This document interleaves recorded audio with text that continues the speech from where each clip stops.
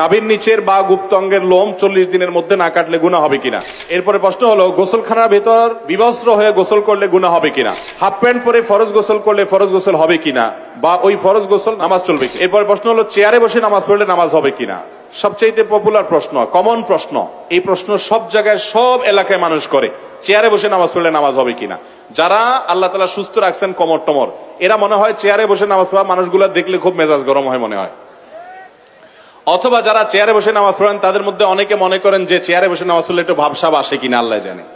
দেখেন, যদি কোনো ব্যক্তি কোমরে ব্যথার কারণে, কোনো অসুস্থতার কারণে রুকু বা সিজদার জন্য উনি কোমর ভাঙতে পারেন না, তিনি বাধ্য হয়ে চেয়ারে বসে নামাজ পড়লেন, এই ব্যক্তির নামাজ হবে ইনশাআল্লাহ।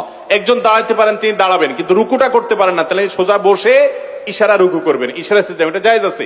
নবী করিম সাল্লাল্লাহু আলাইহি ওয়াসাল্লাম এক সাহাবীকে বলেছেন, তুমি দাঁড়িয়ে নামাজ পড়বে, দাঁড়িয়ে পড়তে পারো না বসে পড়বে, বসে পড়তে পারো না তুমি ইশারায় পড়বে, কিন্তু নামাজ তোমাকে পড়তে হবে।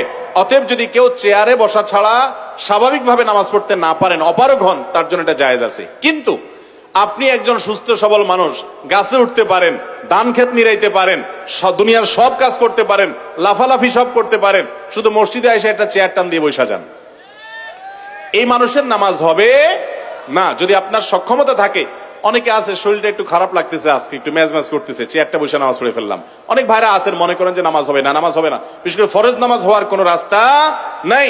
ফরজ নামাজের দানোটা একটা ফরজ, রুকু করা একটা ফরজ, সিজদা করা আরেকটা ফরজ, এগুলো করতে হবে।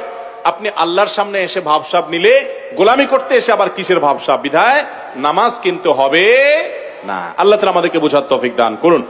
অতএব চেয়ারে বসে নামাজ পড়লে নামাজ হবে শর্ত সাপেক্ষে। আজকাল মসজিদগুলোতে এত চেয়ার হয়েছে, আমি সবসময় বলি যে মসজিদ নাকি আকিজ প্লাস্টিকের কোন দোকান বুঝাই কঠিন। আজ থেকে 10 বছর আগে এত মাজা ব্যথার রোগী আমাদের দেশে ছিল না, আজকাল যত হয়েছে, হয়তো রোগী বেড়ে গেছে, হয়তো রোগী বেড়ে গেছে, কিন্তু আমাদেরকে মনে রাখতে হবে ওজোর থাকলে জায়েজ আছে, ওজোর না থাকলে একটু শরীর খারাপ দেখে আপনি চেয়ারে নামাজ পড়লে নামাজ হবে, ফরজ নামাজ হবে না।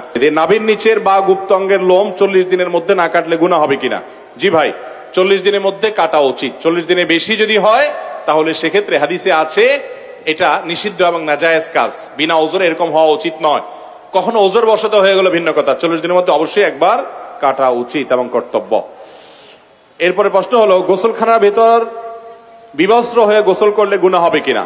যদি বিবস্ত্র হয়ে কেউ গোসল করে, গোসল হয়ে যাবে, কিন্তু বিবস্ত্র হওয়ার কারণে একটা গুনাহের কাজ হবে, গুনাহের কাজটা করা উচিত না।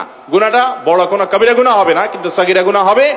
এবং হাদিসে আসছে, নবী করিম সাল্লাল্লাহু আলাইহি ওয়াসাল্লাম বলেছেন, কেউ নাই বুঝলাম, কিন্তু আল্লাহ তাকে দেখছেন, এই কারণে আল্লাহর প্রতি তার লজ্জাবোধ থাকা উচিত, এই জন্য একেবারে বিবস্ত্র হওয়া উচিত নয়। যদিও বিবস্ত্র হয়ে গোসল করলে গোসল হয়ে যাবে, উচিত অন্তত একটা গামছা, তোয়ালে কিছু একটা যেন পরনে থাকে। হাফ প্যান্ট পরে ফরজ গোসল করলে ফরজ গোসল হবে কিনা, বা ওই ফরজ গোসল নামাজ হবে কিনা, নামাজ চলবে কিনা। হবে, কোনো অসুবিধা নেই। একটু আগে বললাম যে আপনি যে কোনো কিছু দিয়ে আপনার লজ্জাস্থান ঢেকে আপনি গোসল করে ফেললেন, তাতে আপনার গোসল হয়ে যাবে, তবে হাফ প্যান্ট পরলে হবে, কোনো অসুবিধা নেই।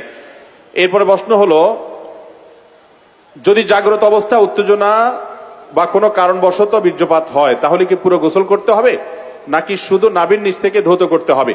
যদি উত্তেজনা বশত বীর্যপাত হয়, সেটা যে কারণেই হোক না কেন, নিজের ইচ্ছাকৃত হোক আর অন্য কোনো জল্পনা কল্পনার কারণে হোক আর যেভাবেই হোক, উত্তেজনা বশত যদি বীর্যপাত হয় পুরো গোসল করতে হবে, হাঁটু থেকে নিচ থেকে ধুলে হবে না।